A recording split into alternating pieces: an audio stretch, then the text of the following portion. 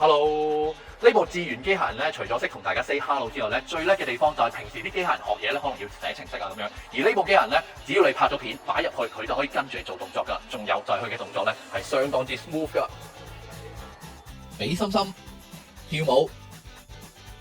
耍太極都難佢唔到，而佢更加識得玩 cosplay。只要俾一個角色設定佢就識得用特定嘅身份同人語音交流，可以話係機械人嘅親善大使啊！另一款機械人就直頭係葉問上身，出拳快很準，可以見到佢有極高嘅靈活性同力量。佢更加係全世界第一部識得打空翻嘅機械人。不過就要去到今屆嘅香港春季電子產品展先至有得睇現場表演啦。今次展覽更加首設 Robo Park， 展出過百隻最新最勁嘅機械人添。除咗機械人之外，今屆嘅春電展同埋 InnoX 仲有好多最新嘅科技產品。呢個智能貓砂盤識得自動鏟沙之餘，仲可以全天候監測貓貓嘅身體狀況，例如心跳、呼吸等等，加埋 AI 分析，有咩緊急事就會即時通知主人。嗱，唔好以為呢塊係普通嘅鏡額，其實佢識得用 AI 分析你嘅皮膚狀況，仲會用語音俾護膚建議你。加埋呢一個用4種波長光線幫你改善唔同肌膚問題嘅智能面膜，真係想唔靚都幾難啊！Palm AI 用手掌就可以進行免觸式極速身份驗證，用嚟簽到、